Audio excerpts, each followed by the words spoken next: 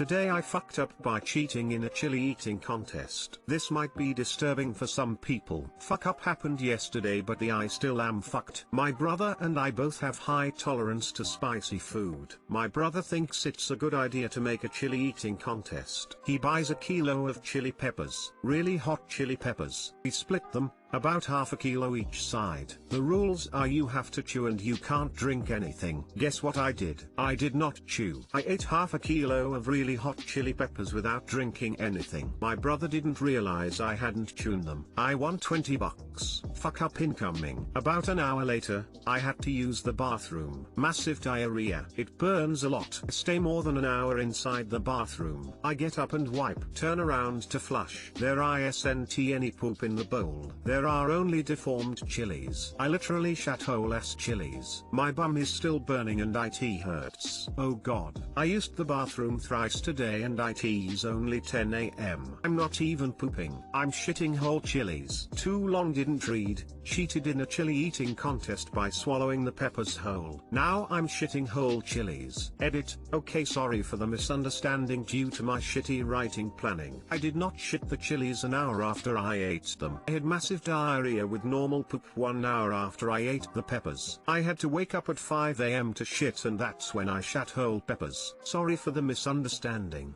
Thanks for all the awards BTW.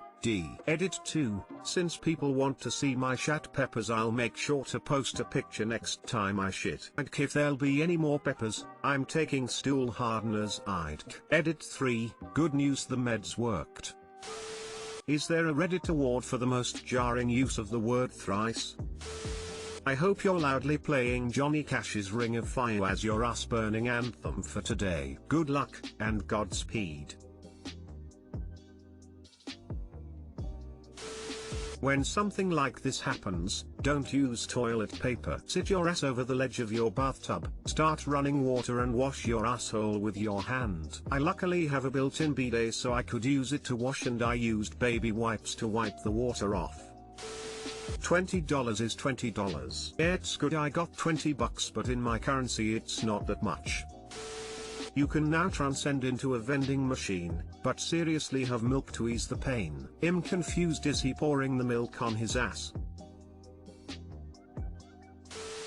Today I fucked up by checking the location of my estranged husband on the Find My app. This happened last night, so my feelings are still a bit raw. I also wrote this last night, but am just now posting it. My husband and I have been separated since February of this year, after he moved out and began living in his parents' vacant house, which is about a 10-minute drive from our home. Even though we physically separated, I have been hoping to be able to reconcile and confront all of the built-up problems in our marriage in a healthy and productive way, so we can stay married or at least have a healthy co-parenting relationship. However, this evening he sent me a text saying that he thinks he needs even more space, and it had the undertone that our marriage is truly going to end. It made me quite sad, but it wasn't surprising, so I was able to hold myself together. Since we have kids together, and have no choice but to communicate, I did text him after the "I want space" aka "I'm done with you" text, giving him some updates on a time-sensitive schedule update regarding my 13-year-old. My husband often doesn't reply for quite a while, so I wasn't concerned that I hadn't heard back.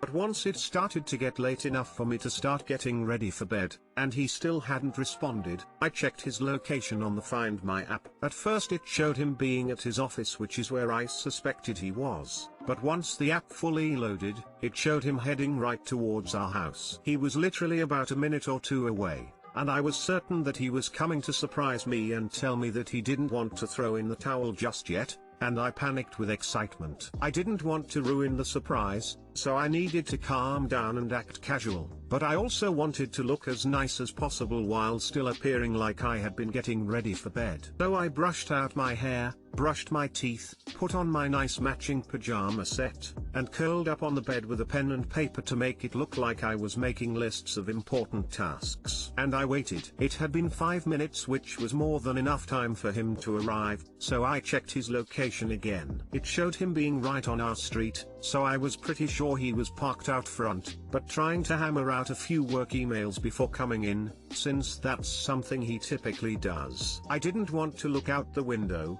because then I couldn't act as surprised when he came in if he saw me, so I continued to try to look as adorable as possible while on the bed with my notebook. Since I was so excited about him showing up without warning after he sent me such a heartbreaking text, I had a difficult time staying calm and kept checking his location. It had him right out front and not moving, which gave me hope, but was so odd that he hadn't come in yet. I decided to try to handle a couple of night tasks that have to be done no matter what, like feeding our turtle, in order to help stop my mind from obsessing over him making his grand entrance. After I got a couple quick chores done, I checked his location again and he was headed towards the house he has been staying at since February. Since he wasn't that far along on his route, I held out a tiny bit of hope that he was going to come back.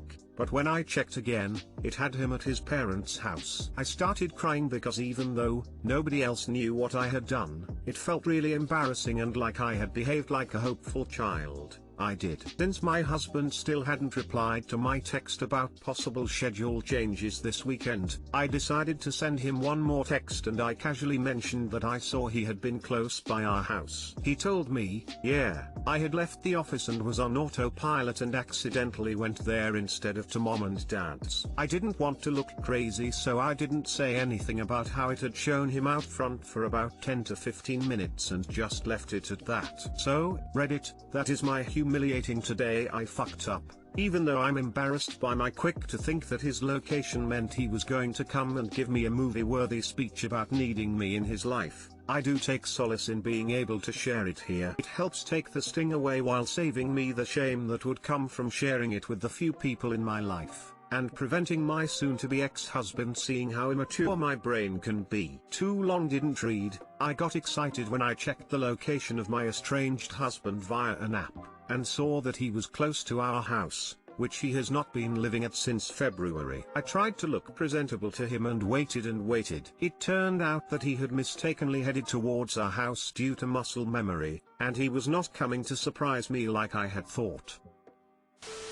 Sorry for your troubles, but I kept thinking this was going to get way worse. Sounds like he might have wanted to come by, and decided against it. Not to keep you hopeful or anything, but you aren't divorced yet. Get in therapy and who knows what can happen. I really wish that was true, but my husband lacks awareness of other people's feelings at times, and he absolutely would have told me if he had done it on purpose. I would be mortified to reveal that I kept checking his location, but I am almost completely certain that when he realized his mistake, he decided to take advantage of still being alone and do some work via his cell phone. I've seen him sit in the car for 20 to 30 minutes after coming home, or after he was supposed to leave for work. He had our 4-year-old twin daughters last night, but had his parents watch them so he could go to the office, since he's trying to take advantage of the short period they are in the area. We definitely need counseling so we can be good co-parents, but I don't see us staying together, and that's okay. It's sad, and I love him dearly, but we have both been happier in many ways since he left. I totally assumed he was banging the neighbor lady lol. I don't know if your marriage will end or survive, but please delete the app or the access to you husband location. It will drive you crazy and I don't want to tell you how will you feel if he goes to a club, strip club or worse to your friend's house. Please delete it. It will hurt you. Thought he was going to be at the neighbor's house. It's not wrong to hold on to hope and love. You shouldn't feel humiliated. I don't know what situation it is with him or what's going on in his or your life, but I just hope you get whatever closure you need to feel relived. There's nothing wrong with still having feelings and hope.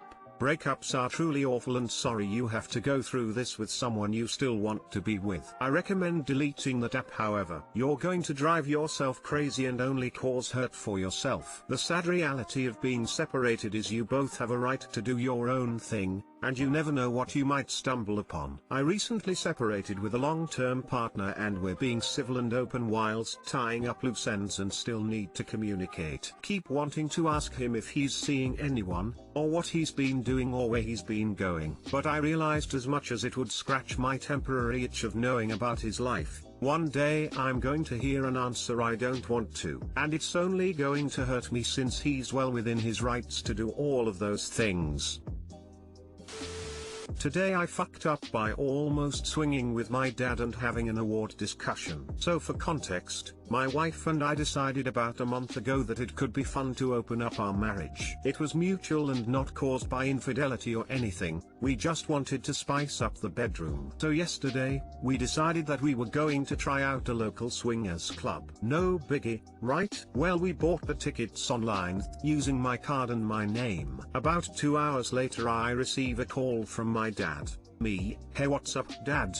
Hey son, you have any plans tonight? Me, yeah, I'm going out with my wife. Why, dad? Yeah, I know you're going out. Cause you're going to the same club I go to. Apparently he's good friends with the owner, so when he saw two of the same uncommon last name he gave my dad a call to make sure we weren't relatives. It was quite possibly the most awkward phone call of my life. Too long didn't read, almost had an impromptu family reunion at a swingers club. Edit, he agreed to stay home since it was my first time going. It was weird how many people wanted to talk about him though. I probably won't be going again. Edit 2. A lot of people want to know why I still went and how people knew me. I still went because I paid $40 for the ticket and I'm too cheap to waste the money, and I don't really care to be concerned with who my dad's stick entered. They knew me because I have an uncommon last name and they recognized it. Update, there is my receipt as well as my conversation with my dad today. That's all the proof I have and also the only update I'll probably give.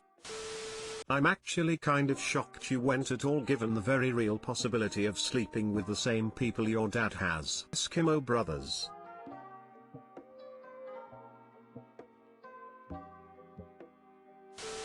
Out of curiosity, does your mum know? Yeah, she goes too. She was dying of laughter in the background while he was talking to me. Crying face. Ship off the old cock. When you said swinging in the title I was 100% it's gonna be about you almost having a fist fight with your dad. I'm not sure if this is better or not though, lol. The fact that you were thinking of fist fights instead of fisting is almost wholesome. Hey, at least he warned you. That could have been even more awkward. Oh my god, yes. My wife and I were just glad we didn't decide to pay at the door.